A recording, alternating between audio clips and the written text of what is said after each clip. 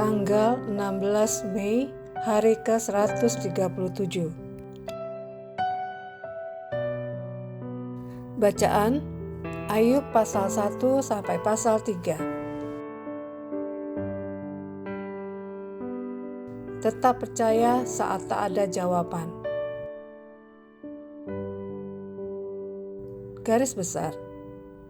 Ayub dikenal sebagai orang yang saleh, jujur, takut akan Tuhan, dan menjauhi kejahatan.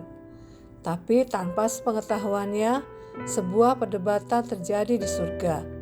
Setan menuduh bahwa Ayub hanya setia karena diberkati secara materi. Allah mengizinkan setan menguji Ayub, dan ujian itu sangat berat.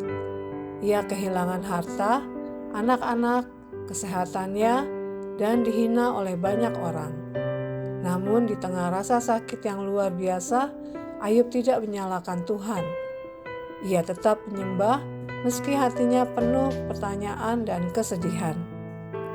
Kitab Ayub membuka dengan pertanyaan besar. Apakah iman Anda bergantung pada kenyamanan? Ayub menunjukkan bahwa iman sejati tetap berdiri bahkan saat semuanya runtuh.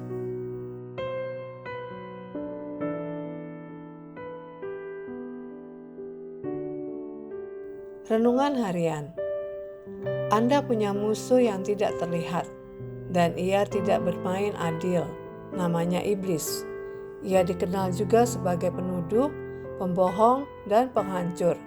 1 Petrus pasal 5 ayat 8. Yang berarti musuh. Atau beberapa nama lainnya juga mengungkapkan identitasnya yang sama. Lihat Matius pasal 12 ayat 25, pasal 13 ayat 19, Lukas pasal 10 ayat 18, Yohanes pasal 8 ayat 44, Efesus pasal 6 ayat 12, Wahyu pasal 9 ayat 11, pasal 12 ayat 10, pasal 20 ayat 2. Ia menyerang bukan hanya tubuh, tapi juga hati dan pikiran Anda, membuat Anda meragukan kasih Tuhan. Itu yang ia lakukan kepada Ayub. Tapi Ayub bertahan, bukan karena ia mengerti semuanya, tapi karena ia mengenal Tuhan. Ayub tidak tahu alasan penderitaannya. Bahkan ia sempat bertanya, "Mengapa aku lahir?" Dalam Ayub pasal 3 ayat 11-12 dan ayat 23. Tapi meskipun jawaban tidak datang, ia tetap berpegang pada Tuhan. Hari ini, jika Anda sedang berada dalam pergumulan atau ketidakpastian, jangan fokus pada mengapa, fokuslah pada siapa. Tuhan tidak selalu memberi penjelasan, tapi Dia selalu memberi dirinya.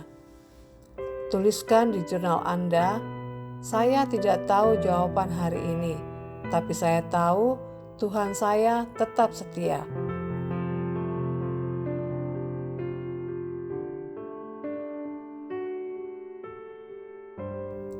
Saat Anda tidak mengerti jalannya, tetap percayai hatinya.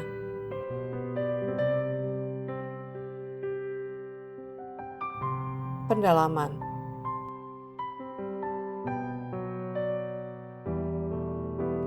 Nama dari zaman purba.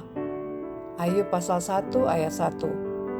Nama Ayub dalam bahasa Ibrani Iyop sudah ditemukan dalam naskah-naskah kuno sejak 2000 sebelum Masehi.